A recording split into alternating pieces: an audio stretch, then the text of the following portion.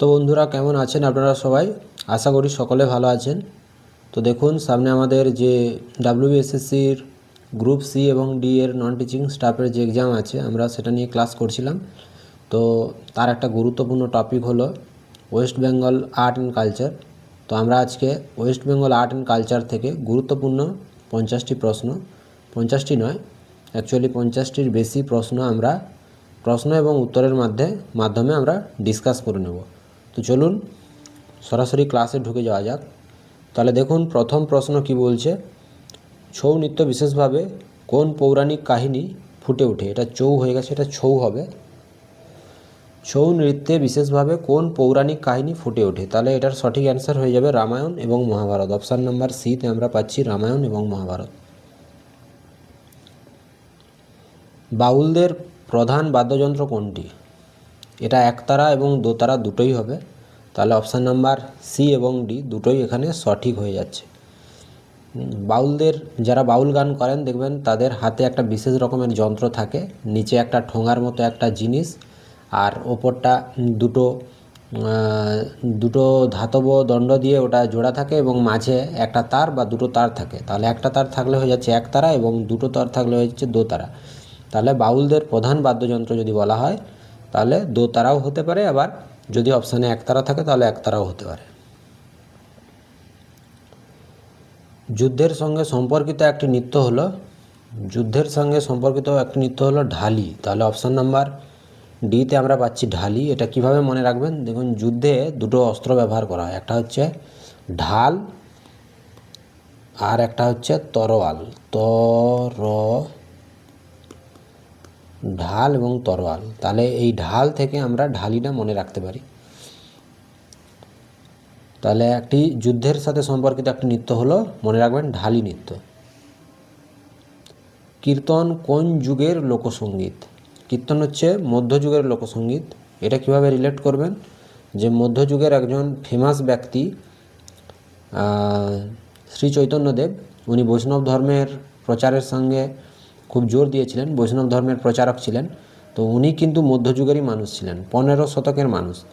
তাহলে এইভাবে কিন্তু এটা রিলেট করতে পারেন যে মধ্যযুগ শ্রী চৈতন্যদেব কীর্তন। গম্ভীরা নৃত্য কোন উৎসবের সঙ্গে সম্পর্কিত? গম্ভীরা নৃত্য হচ্ছে এক প্রকারের কৃষি উৎসব। তাহলে অপশান নাম্বার সিতে হয়ে যাচ্ছে কৃষি উৎসব। এই গম্ভীরা নৃত্যে দুটি চরিত্র থাকে, একটা হচ্ছে দাদু আর একটা হচ্ছে প্লাস নাতি। তো এই দাদু নাতি কথোপকথনের মাধ্যমে তাদের লাভ লোকসান আলোচনা করে এবং যে ধান বিক্রি করে তাদের কতটা লাভ হলো বা ক্ষতি হলো এটা কিন্তু তারা ডিসকাস করে এই গম্ভীরা নৃত্যের মাধ্যমে। মালদা এবং মুর্শিদাবাদ এই দুটি জেলাতে কিন্তু আমাদের এই গম্ভীরা নৃত্যটা কিন্তু খুব ফেমাস। পটচিত্র কোন জেলার বিখ্যাত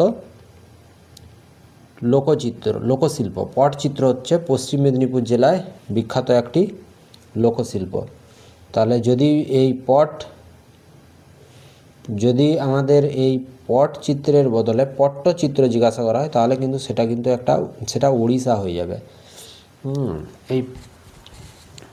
তাহলে পট্টচিত্র হলে হবে ওড়িশা আর পটচিত্র হলে হবে পশ্চিমবঙ্গ, বিশেষ করে পশ্চিম মেদিনীপুর।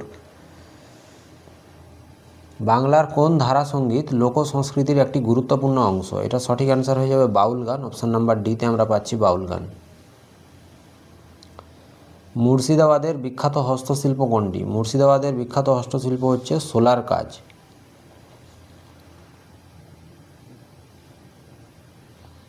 রাজবংশী সম্প্রদায়ের ঐতিহ্যবাহী গান কোনটি? রাজবংশী সম্প্রদায়ের ঐতিহ্যবাহী গান হচ্ছে ভাওয়াইয়া। আর ভাটিয়ালি গানটি এটি কোথায় করা হয় না গঙ্গার নিম্ন অববাহিকা কলকাতা এবং তার পার্শ্ববর্তী অঞ্চল যেমন হাওড়া, হুগলি, দক্ষিণ 24 পরগনা এইসব জায়গায় নদীতে নৌকা বাইতে এক প্রকারের গান করা হয় এবং সেটিকে বলা হয় ভাটিয়ালি গান। আচ্ছা, আর ভাওয়াইয়া গান হচ্ছে রাজবংশী সম্প্রদায়ের একটি ঐতিহ্যবাহী গান, মনে রাখবেন। মিষ্টি দইয়ের জন্য বিখ্যাত হচ্ছে নদিয়ার নবদ্বীপ। তাহলে অপশান নাম্বার ডি এখানে সঠিক হয়ে যাচ্ছে, নদিয়া। গম্ভীরা নৃত্যে কোন দুটি চরিত্র পাওয়া যায়? গম্ভীরা নৃত্যে এটা ডিসকাস হয়ে গেছে, দাদু এবং নাতি দুটি চরিত্র পাওয়া যায়। গৌড়বঙ্গের বিখ্যাত খাবার কোনটি? গৌড়বঙ্গের বিখ্যাত খাবার হচ্ছে চমচম, মনে রাখবেন, চমচম পাটালি। পাতালিয়া নাটক পরিবেশিত হয় কোন ভাষায়? পাতালিয়া নাটক পরিবেশিত হয় রাজবংশী ভাষায়, মনে রাখবেন। ডোকরা শিল্প কী দিয়ে তৈরি হয়? ডোকরা হচ্ছে ধাতু দিয়ে তৈরি হয়, তাহলে পিতল, ব্রোঞ্জ এইসব ধাতু দিয়ে তৈরি হয় ডোকরা, এবং এটা বাঁকুড়া জেলায় খুব ফেমাস। এটা জিজ্ঞাসা ছিল না, এটা ব্র্যাকেট হবে। তাহলে ডোকরা শিল্প হচ্ছে Bankura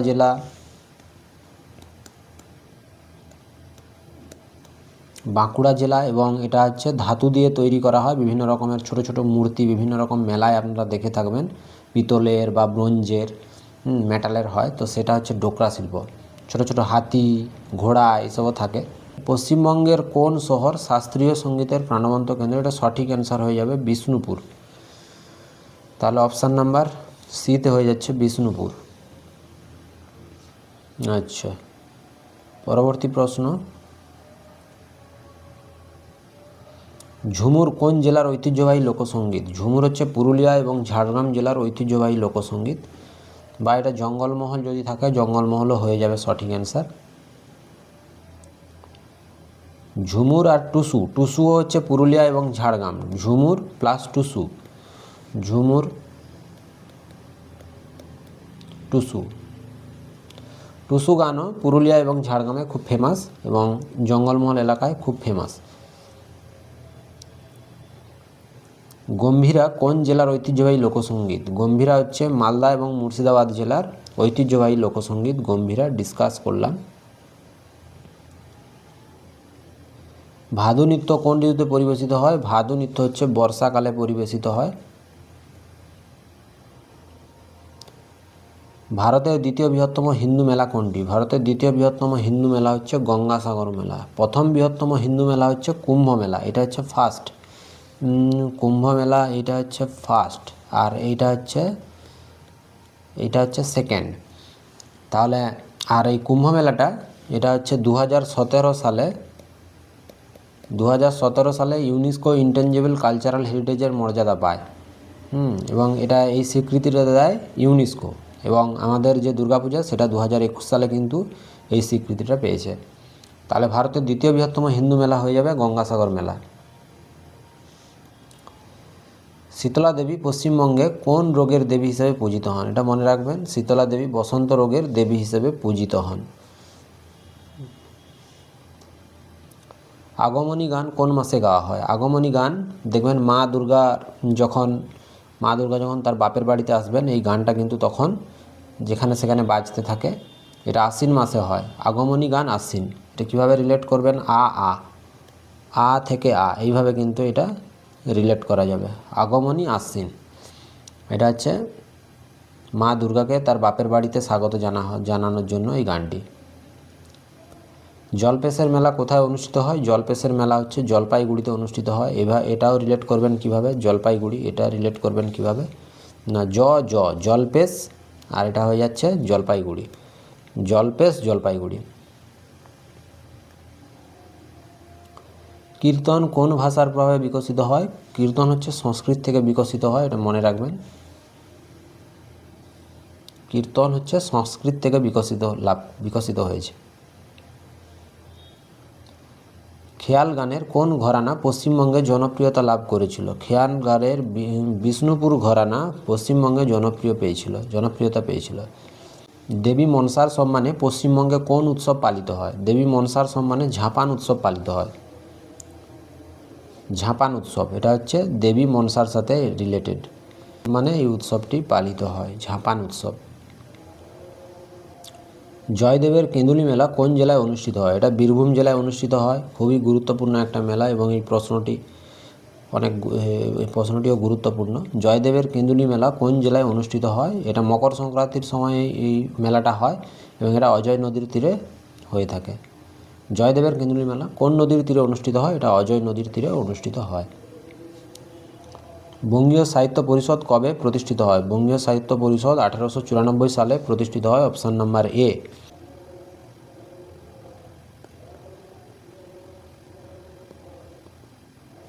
Bengal academy of literacy, এটা হচ্ছে 1893 বা 1894 সালে 1893 বা 1894 সালে এর নাম পরিবর্তন করে করা হয় বঙ্গীয় সাহিত্য পরিষদ। বঙ্গীয় সাহিত্য পরিষদ। শীতলপাটি কোন জেলার ঐতিহ্যবাহী শিল্প? শীতলপাটি কোচবিহার জেলার ঐতিহ্যবাহী শিল্প। শীতলপাটি কিন্তু বাংলাদেশেরও ঐতিহ্যবাহী শিল্প, এবং বাংলাদেশের সিলেট বলে একটা জায়গা আছে, সেখানে কিন্তু এটা পাওয়া যায়। বাংলার প্রথম রাজধানী ছিল কি? বাংলার প্রথম রাজধানী হচ্ছে মুর্শিদাবাদ। এটা রিলেট করবেন কিভাবে? এটা রিলেট করতে গেলে আমরা জানি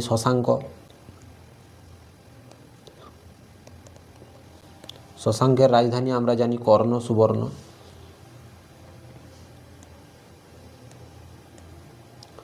এবং এই কর্ণ সুবর্ণের রিসেন্ট নেম হচ্ছে, এই কর্ণ সুবর্ণের বর্তমান নাম হচ্ছে মুর্শিদাবাদ। তাহলে বাংলার প্রথম রাজধানী আমরা কি জানলাম? মুর্শিদাবাদ। মিহিদানা এবং সীতাভোগ কোন জেলায় বিখ্যাত? মিহিদানা এবং সীতাভোগ হচ্ছে বর্ধমান জেলার খুব বিখ্যাত দুটি মিষ্টি। তাহলে মিহিদানা কিন্তু একটি জিআই ট্যাগ প্রাপ্ত পণ্য। আচ্ছা, যদি এই প্রশ্নটা করা হয় যে ভারতের প্রথম জিআই ট্যাগ প্রাপ্ত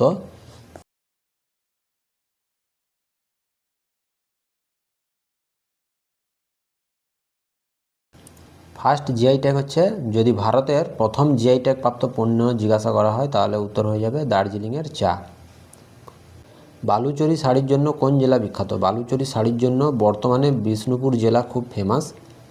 তাহলে বর্তমানে বিষ্ণুপুর জেলায় কিন্তু এই বালুচরী শাড়ি একমাত্র পাওয়া যায়, এবং খুব ভালো মানের বালুচরী শাড়ি বিষ্ণুপুর জেলায় পাওয়া যায়। কিন্তু এর উৎপত্তি হয়েছিল মুর্শিদাবাদ জেলায়। তাহলে কোথাও কোথাও যদি আপনারা পান যে মুর্শিদাবাদ, তাহলে কিন্তু মুর্শিদাবাদও হতে পারে। তাহলে বালুচরী শাড়ির উৎপত্তি হয়েছিল মুর্শিদাবাদ জেলায়, কিন্তু বর্তমানে এটা খুব উন্নত মানের বালুচরী শাড়ি বিষ্ণুপুর জেলায় পাওয়া যায়। তাহলে আমি অপশানে দুটোই রেখেছি, মুর্শিদাবাদ এবং বিষ্ণুপুর। আর বালুচরী শাড়িও একটি জিআই ট্যাগ প্রাপ্ত পণ্য। বালুচরী সিল্ক শাড়ি আপনারা নাম শুনে থাকবেন। পৌষ মেলা কোথায় অনুষ্ঠিত হয়? পৌষ মেলা হচ্ছে বীরভূম শান্তিনিকেতনে অনুষ্ঠিত হয়। পৌষ মেলা শান্তিনিকেতনে অনুষ্ঠিত হয় বীরভূম। বীরভূমের পৌষ মেলা কী প্রকৃতির উৎসব? এটা হচ্ছে এক প্রকারের কৃষি উৎসব, এবং মকর সংক্রান্তির সময় এটা কিন্তু উদযাপিত হয়। ডোকরা শিল্প, এটা ডোকরা শিল্প কোন জেলায় বিখ্যাত? ডোকরা শিল্প হচ্ছে, আগে ডিসকাস করেছিলাম বোধহয়, বাঁকুড়া জেলায় বিখ্যাত হচ্ছে ডোকরা শিল্প। এছাড়া পুরুলিয়া তার পার্শ্ববর্তী যে জেলাগুলি আছে সেখানেও অল্প বিস্তর ডোকরা শিল্পের নজর আমরা পাই। তাহলে বাঁকুড়া হচ্ছে মেন, যে ডোকরা শিল্পের মেন জেলা। যদি জিজ্ঞাসা করা হয় যে ডোকরা শিল্প কোন জেলায় সবথেকে বেশি ফেমাস, তাহলে উত্তর হয়ে যাবে বাঁকুড়া জেলায় সবথেকে বেশি ফেমাস। বাউল গান কোন রাজ্যে সবচেয়ে জনপ্রিয়? বাউল গান হচ্ছে বীরভূম জেলায় সবচেয়ে জনপ্রিয় একটি গান। ভাটিয়ালি গান কোন অঞ্চলের নদীপথকে কেন্দ্র করে সৃষ্টি? তাহলে ভাটিয়ালি গান আমি আগে কি বলেছিলাম? ভাটিয়ালি গান হচ্ছে নদীতে নৌকা বাইতে বাইতে এই গানটি গাওয়া হয়। তাহলে ভাটিয়ালি গান নদীতে নৌকা বাইতে বাইতে গাওয়া হয়। তাহলে দেখুন এখানে কি কি দেওয়া আছে, মহানন্দা, মহানদী, তিস্তা। তাহলে এগুলো কিন্তু অপশান এলিমিনেট করেও কিন্তু পাওয়া যাবে যে তিস্তা নদী তো উত্তরবঙ্গের নদী, আর মহানদী তো উড়িষ্যাতে আছে, আর মহানন্দাও উত্তরবঙ্গের নদী। তাহলে সঠিক উত্তর আমাদের এখানে হয়ে যাচ্ছে গঙ্গার নিম্ন অববাহিকা। এবং কলকাতা এবং তার পার্শ্ববর্তী অঞ্চল যেমন হাওড়া, হুগলি, দক্ষিণ দিনাজপুর এইসব এলাকায় নদীতে নৌকা বাইতে বাইতে এই গানটি গাওয়া হয়। এই গানটির নাম হচ্ছে বিশেষ একটি গান, এটা হচ্ছে ভাটিয়ালি গান, মনে রাখবেন। সুন্দরবনের লোককাহিনীর বিখ্যাত চরিত্র হলো বনবিবি। অপশান নাম্বার ডিতে আমরা পাচ্ছি বনবিবি। এটা কিভাবে মনে রাখবেন যে সুন্দরবন মানে সুন্দরবনে বন আছে এবং বনের যে দেবতা বনবিবি, এইভাবে কিন্তু মনে রাখতে পারেন। মুসলিম স্থাপত্যের একটি চমৎকার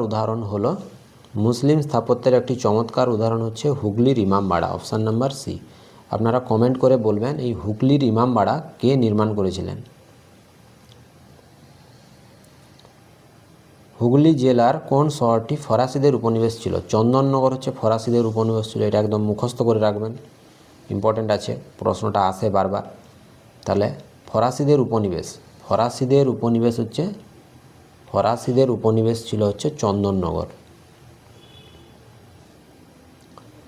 রাজবংশী সম্প্রদায়ের জনপ্রিয় লোকনৃত্য হলো মশালের নাচ। মাসান পূজার সময় এটা গাওয়া হয়।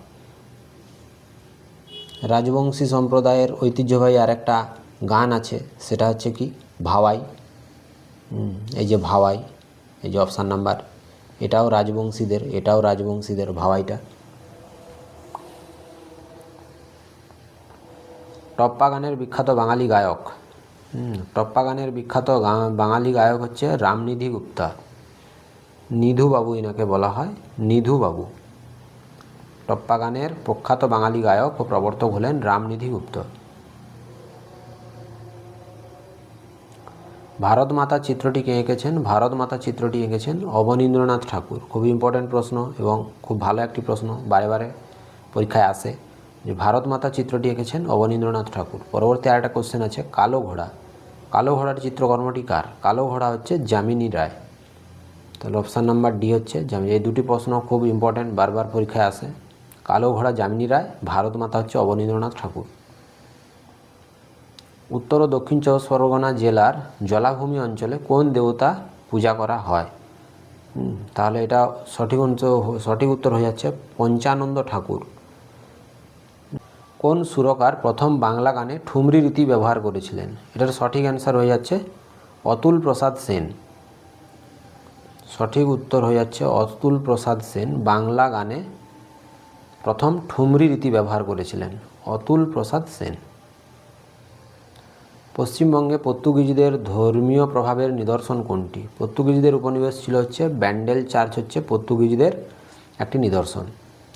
আর ফরাসিদের নিদর্শন হচ্ছে চন্দননগর। বাউল সম্রাট নামে কে পরিচিত ছিলেন? বাউল সম্রাট নামে পরিচিত লালন ফকিরের উপাধি হচ্ছে বাউল সম্রাট হচ্ছে লালন ফকির। ভাওয়াইয়া কোন অঞ্চলের গান? ভাওয়াইয়া হচ্ছে কোচবিহার এবং জলপাইগুড়ি অঞ্চলের গান। রাজবংশী সম্প্রদায়ের একটি গান, আর রাজবংশী সম্প্রদায়ের মানুষ কোচবিহার এবং জলপাইগুড়ি অঞ্চলে বসবাস করেন। বাংলার ঐতিহ্যবাহী থিয়েটারের নাম কি? বাংলার ঐতিহ্যবাহী থিয়েটারের নাম হচ্ছে যাত্রা।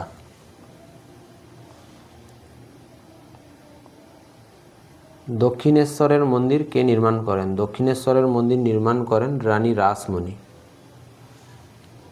তাঁত শিল্প কোন রাজ্যে প্রসিদ্ধ? তাঁত শিল্প মনে রাখবেন নদিয়াতে খুব প্রসিদ্ধ তাঁত শিল্প, তাঁতের শাড়ি পাওয়া যায়।